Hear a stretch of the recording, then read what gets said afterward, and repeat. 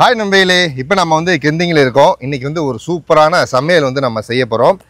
நம்ம மாஸ்டர் வந்திருக்காங்க. மாஸ்டர் கூட சேர்ந்து நம்ம இன்றைக்கி சமைச்சு சாப்பிட போகிறோம். இன்றைக்கி என்ன செய்ய போகிறோம் மாஸ்டர்? இன்னைக்கு நாட்டுக்கோழி குழம்பு. நாட்டுக்கோழி குழம்பு. ஆமாம் ஆமாம், மலேசியாவில் உள்ள நாட்டுக்கோழி குழம்பு நம்ம இன்றைக்கி சமைக்க போகிறோம். இன்றைக்கி வந்து சமையலுக்கு தேவையான எல்லா பொருளும் நான் வாங்கிட்டு வந்துட்டேன், ரெடி பண்ணிட்டேன். ஓகேவா? எல்லாம் ஓகே. ஆனால் மசாலா இங்கே.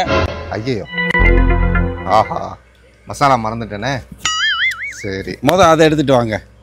ஒரு சூப்பரான மசாலா இருக்குது. சரி, நான் நேரடியாக கம்பெனிக்கே போய் வாங்கிட்டு வந்துடுறேன். ரைட், ஓகே, அதை செய்யுங்க. வாங்க மசாலா வாங்கிட்டு வந்துடுவோம். ஓகே நண்பர்களே, நாம் இப்போ ஒரு மசாலா வாங்குறதுக்கு மசாலா ஃபேக்ட்ரிக்கே வந்தாச்சு. ரஹ்மான் மசாலா. மலேசியாவில் இருக்கிற நிறையா முன்னணி ரெஸ்டாரண்ட் இருக்குது. இங்கேருந்து தான் மசாலா போகுது. ரஹ்மான் மசாலா மிகவும் வந்து ஒரு ஃபேமஸான ஒரு மசாலா. அந்த ஃபேக்ட்ரிக்கே நம்ம வந்திருக்கோம். வாங்க ஃபேக்ட்ரியிலே போயிட்டு மசாலா வாங்கிட்டு வந்துடுவோம். வாங்க, தரமான மசாலா வாங்கணும் அப்படின்னா நீங்கள் ரஹ்மான் மசாலா தான் வாங்கணும். நல்லா இருக்கேன். ஓகே, அப்படியே மசாலா வாங்கலாம்னு வந்திருக்கோம். வாங்க வாங்க வாங்க, நம்ம ஃபேக்டரியிலே வந்து வாங்கிடுவோமா? வாங்க, தாராளமா வாங்க. ஓகே, இது எப்படி மலேசியா ஃபுல்லாமே டெலிவரி பண்றீங்க? மலேசியா ஃபுல்லா, ஹோல் மலேசியா ஃபுல்லா டெலிவரி பண்றோம். ஓகே நண்பர்களே, நான் பாருங்க, நம்ம ஃபேக்டரிக்குள்ள வந்தாச்சு. எல்லா மசாலா வந்து சூப்பரா வந்து பேக் பண்ணிட்டு இருக்காங்க. இங்கேயே வந்து தயாரிச்சு இங்கேயே வந்து பாத்தீங்கன்னா எல்லா முன்னணி ரெஸ்டாரண்ட்டுக்கும் போகுது. மலேசியாவில் எல்லா ஸ்டேட்டுக்கும் நம்மளுடைய மசாலா டெலிவரி ஆகிட்டு இருக்கு. மலேசியாவில் உள்ள முன்னணி ரெஸ்டாரண்ட்டில் நம்மளுடைய மசாலா தான் யூஸ் பண்ணிகிட்டு இருக்காங்க. இங்கே நம்மள்ட்ட வந்து 250 கிராம், 125 கிராம், 1 கிலோ, 3 கிலோ எல்லா விதமான அளவுலையும் நம்மள்ட்ட கிடைக்கும். நம்மளுடைய மசாலா எந்த விதமான ஒரு கெமிக்கலோ கலரோ எதுவுமே சேர்க்கப்படாமல் சுத்தமான முறையில், சுகாதாரத்து முறையில் வீட்டில் எப்படி நம்ம தயாரிப்பு செய்கிறோமோ அதே மாதிரி பக்குவமாக அரைச்சி தரப்படுது. முக்கியமாக நாங்கள் ஹலால் சர்டிஃபிகேட்டோட பண்ணிக்கிட்டு இருக்கோம். மலேசியாவில் அதிகமான ரெஸ்டாரண்ட்டுகள் இருக்குது. உங்களுக்கு நம்மள்ட்ட தரமான மசாலாக்கள் தேவைப்படும்னா நாங்கள் நம்மளை தொடர்பு கொண்டு நீங்கள் வாங்கிக்கொள்ளலாம். உங்களுடைய வீடுகளுக்கு தேவைன்னா அனிஃபாவில் கிடைக்கும், மெய்தீனில் கிடைக்கும், இன்னும் மற்ற எல்லா விதமான சூப்பர் மார்க்கெட்லேயும் நம்ம மசாலா கிடைக்கும். மெயினாக ஆன்லைன் பார்த்தீங்கன்னா ஆன்லைனில் ஷாப்பியில் போடலாம், லசாடாவில் போடலாம். உங்கள் வீடு தேடி அது வந்துடும். ஆன்லைன்லேயும் வாங்கிக்கலாம். ஆன்லைன்லேயும் வாங்கிக்கலாம். ஓகே நண்பர்களே, நம்ம வந்து ரஹ்மான் மசாலா வாங்கியாச்சு. ஸோ வாங்க நம்ம போய் சமைக்கலாம். நம்ம வந்து பார்த்திங்கன்னா ஒரு இறைச்சி மசாலா, ஒரு குருமா மசாலா நம்ம வந்து வாங்கியாச்சு. இப்போ நம்ம போயிட்டு சூப்பராக சமைச்சு சாப்பிடுவோம். வாங்க போகலாம். சிறப்புண்ணே. சொல்லுங்க பை. இதாங்க, இது நம்மளுடைய 250 கிராம் எல்லாம். ஓ, 250 கிராம் இருக்கு. ஓகே, இதை சமைச்சு பாருங்க, மக்களுக்கும் கொடுங்க. மக்கள் தேவையான நம்ம 250 கிராம் வாங்கிக்கலாம். அப்படியா? ஓகே, நீங்கள் வந்து வீட்டில் சமைக்கிறீங்கன்னா உங்களுக்கு 1/4 கிலோ இருக்குது.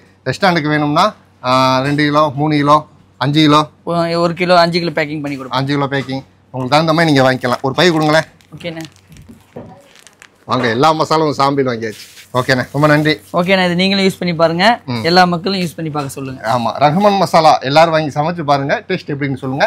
நம்மளும் சமைச்சு பார்த்துட்டு எப்படி இருக்குன்னு சொல்லுவோம். Okay bye. அலைக்கும் சலாம். வாங்க வாங்க போகலாம். மாஸ்டர், உங்கள் மசாலா கம்பெனிலேருந்து எல்லா மசாலாவும் வாங்கிட்டு வந்துட்டேன். தேவையோ எடுத்துக்கங்க. சரி சரி சரி சரி. இந்தாங்க, பட்டை, கிராம்பு, ஏலக்காய்.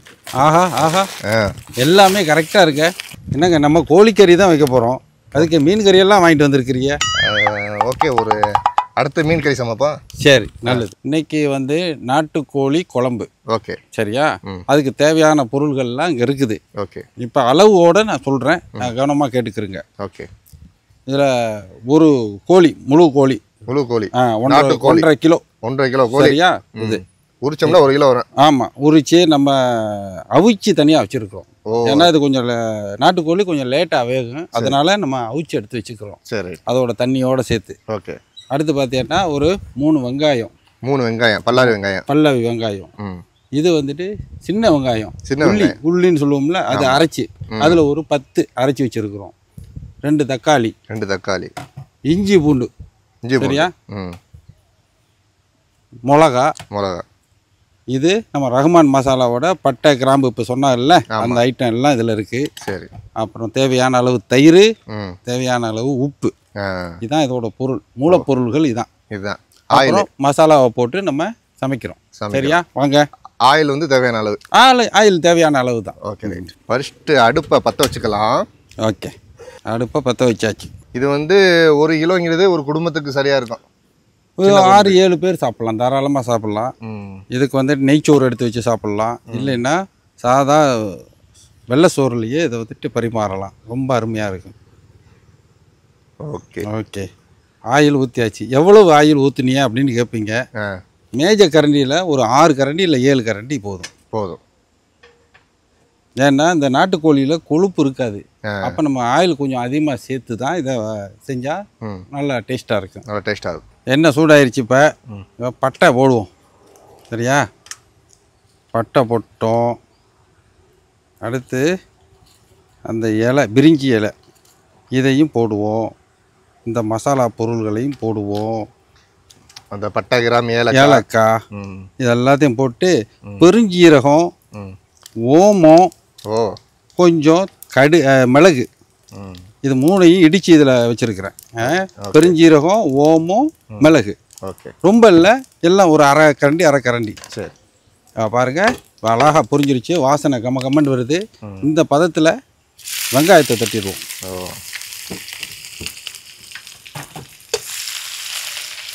இந்த வெங்காயத்தை இதில் தான் தட்டணும் நம்ம.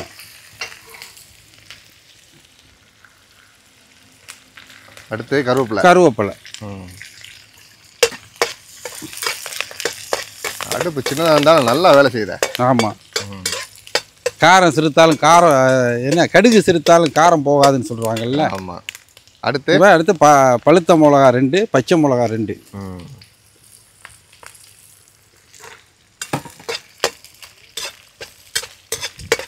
இது போட்டதோட தக்காளி எல்லாத்தையும் நம்ம கொட்டிடுவோம்.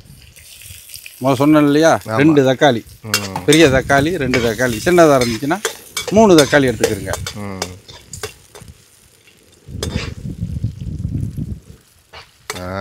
கரெக்ட்.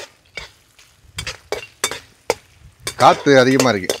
இந்த இடம் மலை பிரதேசத்தில் உங்களுக்கு காற்று, பனி எல்லாமே அதிகமாக தான் இருக்கு. அந்த இடத்துல நம்ம சமைக்கிறோம். இன்றைக்கி வெயிலாக இருக்குது, சமைக்கிறோம். நேற்று ஒரு வாரமாக வெயிலே பார்க்கல. இந்த இடத்துல அவ்வளவு குளிர், அவ்வளவு மழை. இப்போ நம்ம போட்ட வெங்காயம், தக்காளி, மிளகா எல்லாமே வதங்கிருச்சு நல்லா. சரியா? அதாவது ஒரு 2 நிமிஷம் அந்த மாதிரி நல்லா வதக்கிட்டு அரைச்சி வச்சுருக்கிற இஞ்சி பூண்டு ஒரு 3 கரண்டி, 3 மேஜக்கரண்டி அளவு. அதே மாதிரி இந்த அரைச்சி வச்ச உள்ளி, சின்ன வெங்காயம்னு சொல்கிறோம்ல, ஷேலட்னு சொல்லுவாங்க, இதுலேயும் ஒரு 3 கரண்டி நம்ம அளவு போடுறோம். இது வந்துட்டு 1.5 கிலோ, ஒரு கோழி 1.5 கிலோ பக்குவத்துக்கு உள்ள அளவு தான் சொல்கிறேன். ஒரு சின்ன கோழி 1 to 1.25. ஆமாம். நல்லா தோல்லாம் நீக்கிட்டு அதை நல்லா அவிச்சி எடுத்து ஒரு 2 விசில் விட்டு நல்லா அவிச்சி எடுத்துட்டிங்கன்னா நல்லா பதமாக இருக்கும். இப்போ இந்த மெத்தடில் போட்டுட்டு அந்த கோழியை எல்லாம் சமைச்சு எடுத்து நீங்கள் அதை ப்ரிப்பேர் பண்ணும்போது வீட்டுக்கு சமையலுக்கு ரொம்ப சூப்பரான ஒரு நாட்டுக்கோழி குழம்பு கிடச்சிடும். இந்த பக்குவம் வரும்போது இதில் வந்துட்டு முக்கியமாக நம்ம தயிரை ஊற்றுறோம். தயிர் எவ்வளோ? 100 இருக்குமா? தயிர் ஒரு 150 ml. அதாவது நம்ம குடிக்கிற டம்ளரில் ஒரு அரை டம்ளர் அந்த அளவுக்குள்ள வச்சுக்கிறோங்க. ஓகே.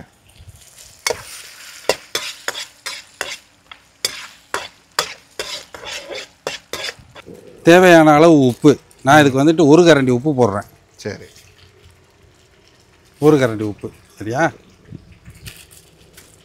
குழம்பு அதிகமாக வைக்கணும்னா மசாலா அதிகமாக சேர்த்துக்கிட்டு உப்பு கொஞ்சம் அதிகமாக சேர்த்துக்கிறேங்க.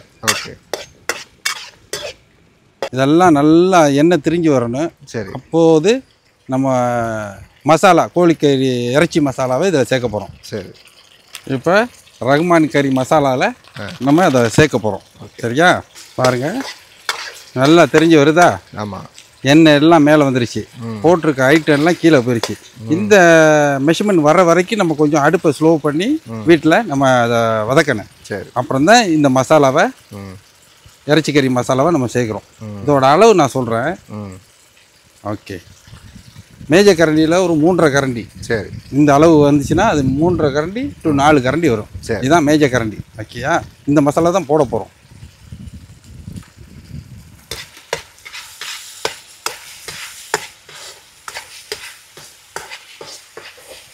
வேறு நான் எதுவும் சேர்க்கலை. வெறும் இறைச்சிக்கறி, ரகுமான் இறைச்சிக்கறி மசாலா தான் போடுறேன். சரி. இது எந்த மாதிரி டேஸ்ட்டில் நீங்கள் வருதுன்ட்டு நீங்கள் சாப்பிட்டு பார்த்துட்டு அப்புறமா உங்களோட ஃபாலோவர்ஸ் எல்லாத்துக்கும் சொல்லுங்கள். ஓகே. சில பேர் நினைப்பாங்க நாட்டுக்கோழிக்கு சமைக்கிறது ரொம்ப கஷ்டம், ரொம்ப நேரம் வேக வைக்கணும், ரொம்ப வேலைகள் இருக்குது அப்படின்ட்டு. அதெல்லாம் கிடையாது. வேலையே வந்துட்டு அதை வேக வைக்கிறது தான். அதை நம்ம தனியாக வேக வச்சு எடுத்துட்டோம்னா ரொம்ப ஈஸியாக இருக்கும். இப்போ இதில் வந்துட்டு நம்ம தண்ணியை ஊற்றுறோம். ஓகே, சரியா? இது 1.5 லிட்டர் போத்தை. நான் வந்துட்டு ஒரு 1/2 லிட்டர் தண்ணி ஊற்ற போகிறேன் இதில். ஓகே, 1/2 லிட்டர் தண்ணி சேர்த்தாச்சு.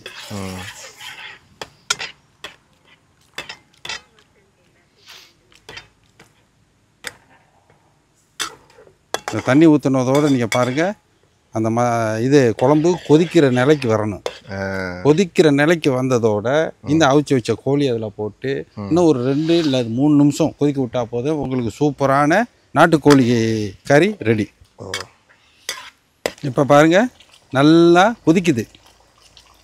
நம்ம போட்ட மசாலாக்கும் அந்த வெங்காயம், தக்காளி, மிளகா, இஞ்சி, பூண்டு, தயிர் எல்லாமே சேர்ந்து அந்த குழம்போட கன்சிஸ்டன்சி வந்துருச்சு. இந்த சமயத்தில் இந்த அவிச்சு வச்சுக்கிற அந்த நாட்டுக்கோழி எல்லாத்தையும் இதில் சேர்த்துருங்க.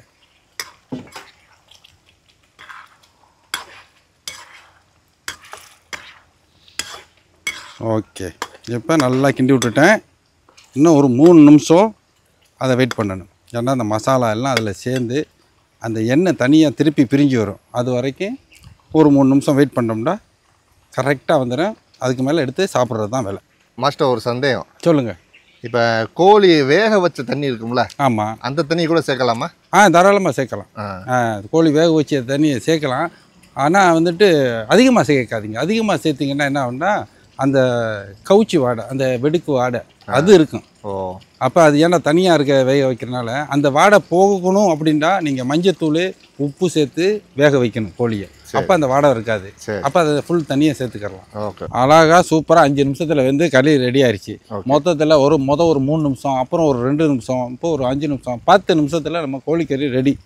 ஏன்னா நாட்டுக்கோழியை நீங்கள் வேக வச்சு எடுத்துக்கிட்டிங்கன்னா நான் சொன்ன மெத்தடில் சமைச்சா 10-15 நிமிஷத்தில் குடும்பத்தோடு உட்காந்து சாப்பிட்றலாம். No tension, no BP. So நம்ம ரஹ்மான் இறைச்சி மசாலா இருக்கிறதுனால ஈஸியாக ரொம்ப ஈஸியாக சமைச்சிடலாம். இதில் பாருங்க, நான் இப்போ உபயோகப்படுத்தினது வந்துட்டு 3.5 to 4 கரண்டி தான் உபயோகப்படுத்தினேன். சரியா? இது 250 கிராம் பாக்கெட்டு. சரியா? 250 கிராமில் இப்போ நான் உபயோகப்படுத்தினது ஒரு 80 கிராம் இல்லை 100 கிராம்குள்ளே தான் இருக்கேன். சரி, குறைஞ்சது ஒரு 3-4 தடவை நம்ம சமையலுக்கு வீட்டில் உபயோகப்படுத்தலாம். நல்ல தரமான மசாலா, தூய்மையான முறையில் தயாரிக்கப்படுது நம்ம ரஹ்மான் மசாலா. நல்லா கமகமன்னு மணக்குதே மாஸ்டர். அந்த எண்ணெய் மேலே வரணும் அப்படி. ஆமாம், எண்ணெய் வர்ற தட்டி நீங்கள் வந்துட்டு அதை வேக வச்சாதான் அந்த உணவு வந்துட்டு நல்ல தரமான சுவையில் கிடைக்கும் உங்களுக்கு. ஓகே, எண்ணெய் வர்றதுக்கு முந்தி எடுத்துட்டீங்கன்னா அது வந்துட்டு அந்த உணவை சாப்பிட்டோம்னா நெஞ்சக்கறிக்கு. இப்போ வந்து அந்த அந்த கறியோட வந்து மசாலா சேர்ந்துருச்சு, நல்லா சேர்ந்துருச்சு. எல்லாம் அப்படியே ஒன்றா சேர்ந்து இப்போ ஒரே பதத்தில் இருக்குது பாருங்க.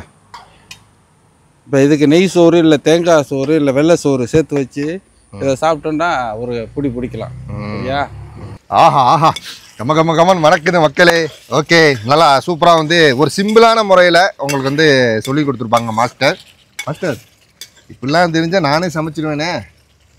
நீங்கள் சமைக்கணுங்கிறது தானே இதை நம்ம போடுறோம். ஆமாம், நீங்களும் சமைக்கணும், உங்கள் ஃபாலோவரை எல்லாரும் சமைக்கணும். சரியா? ஆமாம், சுகாதாரமான முறையில், ஆரோக்கியமான முறையில் சமையல் சாப்பிட்டு செய்கிறதுக்கு இந்த உங்கள் சேனலை ஃபாலோ பண்ணுறது ரொம்ப நல்லது. அதாவது புதுசாக கல்யாணம் ஆகி போகிற மணப்பெண் கவலைப்படாதீங்க, மாஸ்டர் கூட ஒரு சேனலை தொடர்பு சொல்லி இந்த மாதிரி வீடியோ போட சொல்லுவோம். நீங்கள் இதே செய்யுங்க. நான் உங்களுக்கு எப்பப்போ நீங்கள் கூப்பிடுறீங்களோ அப்பப்போ வந்து சமைச்சு தந்துட்டு போகிறேன். Right, okay. ஆமாம், பாருங்கள், அருமையாக இருக்குது. இப்போ வந்து நம்ம இதை சாப்பிட்டு பார்ப்போம். என்ன, ரஹ்மான் மசாலாவில் சமைச்சோம். இன்னும் நிறையா மசாலா இருக்குது, உங்களுக்கு தேவையான மசாலா நீங்கள் வாங்கிக்கலாம். சாப்பிட்டு பார்த்துருவோமா? சாப்பிட்டு பார்த்துருவோம் வாங்க. ஓகே, நாட்டுக்கோழி குழம்பு ரெடி. ஓகே, ஸோ இங்கே வந்து பாருங்கள், இந்த வேலை செய்கிறவங்க இருந்தாங்க, தோட்ட வேலை செய்கிறவங்க. ஸோ அவங்களுக்கு வந்து இப்போ நம்ம கறி வச்சு கொடுப்போம்.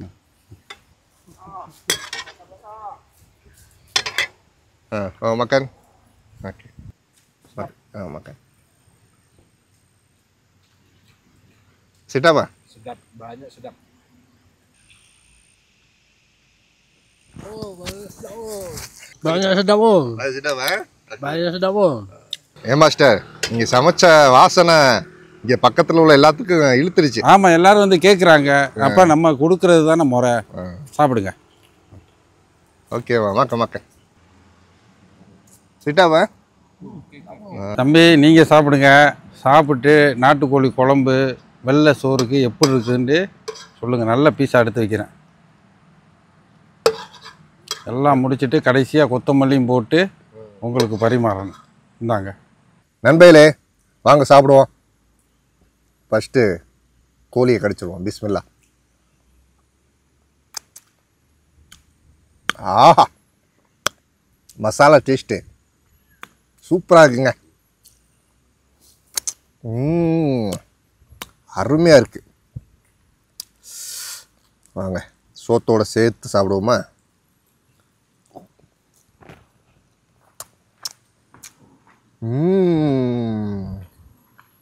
அந்த மசாலா அப்படி சுவை அருமையாக இருக்குது மக்களே. நல்லா இருக்குது. மாஸ்டர் நம்ம சொன்ன பக்குவத்தில் நீங்கள் வீட்டில் செஞ்சு பாருங்கள். நல்லாயிருக்கு. மசாலா டேஸ்ட்டு சூப்பராக இருக்குது. ஆஹா, ஆனால் சமையல் வந்து பாருங்கள் எவ்வளோ வேகமாக முடிச்சிட்டாங்கன்னு. வீட்டிலலாம் வந்து பார்த்திங்கன்னா 1 மணி நேரம் 2 மணி நேரம் ஓடும் ஒரு கோழி குழம்பு வைக்கிறதுக்கு. இவங்க பாருங்கள் ஜஸ்ட்டு ஒரு 10 நிமிஷம் 15 நிமிஷத்தில் முடிஞ்சிச்சு.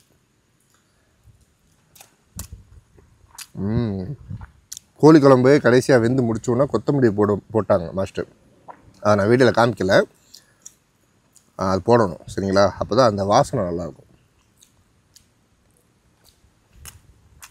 கோழிலாம் பாருங்கள் முன்னாடியே வேக வச்சதுனால நல்லா வந்துருக்கு. நம்ம அந்த கோழியோட முழுசாக போட்டு அதுலேயே கோழி குழம்புலேயே நம்ம வேக வைக்கணும்னு நினச்சோம்னா கிராஸாக இருக்கும், டைட்டாக ரொம்ப கடினமாக இருக்கும். வாசனை செம்ம அருமை அருமை. மலேசியாவில் கெந்திங் மலையில் பின்னாடி பேக்ரவுண்டு பாருங்கள், நல்லா பசுமையான இடத்துல உட்காந்து சூப்பராக சமைச்சு சாப்பிட்டுக்கிட்டு இருக்கோம். ஆஹா, லெவலே வேறு. ஓகே நண்பர்களே, அழகாக சூப்பராக வந்து ஒரு நாட்டுக்கோழி குழம்பு செம்ம டேஸ்ட்டுங்க, வேறு லெவல் டேஸ்ட்டு. பாருங்கள் ரஹ்மான் மசாலா. ஸோ வந்து ரஹ்மான் மசாலா வந்து பார்த்திங்கன்னா மலேசியாவில் மிகவும் ஒரு பிரபலமான கம்பெனி. நீங்கள் ரெஸ்டாரண்ட் வச்சுருக்கீங்க அல்லது வந்து நீங்கள் வந்து வீட்டிலே வந்து சமைக்கிறதுக்கு தேவை அப்படின்னா கூட நீங்கள் ரஹ்மான் மசாலா வாங்கலாம். நான் கீழே வந்து காண்டாக்ட் நம்பர், லொக்கேஷன், அட்ரஸ் எல்லாமே கொடுக்குறேன். வாங்கி யூஸ் பண்ணி பாருங்கள். செம்ம டேஸ்ட்டாக இருக்குது. கோழி குழம்பு வைக்கிறது எப்படி அப்படிங்கிறத இப்போ நானும் நேரடியாக பார்த்து தெரிஞ்சுக்கிட்டேன். இனிமேல் நானே சமைச்சிடுவேன் மாஸ்டர். இனிமேல் நானே சமைச்சிக்கிடுவேன் வீட்டில். ஆமாம், ரொம்ப ஈஸி. ஸோ நீங்களும் வந்து சமைச்சு பாருங்கள். இதே மெத்தடில் சமைச்சு பார்த்துட்டு எப்படி இருக்குன்னு சொல்லுங்கள். ரஹ்மான் மசாலா வாங்கி ட்ரை பண்ணி பாருங்கள். ஓகே நண்பர்களே, இந்த வீடியோ பிடிச்சிருந்தா லைக் பண்ணுங்கள், ஷேர் பண்ணுங்கள்.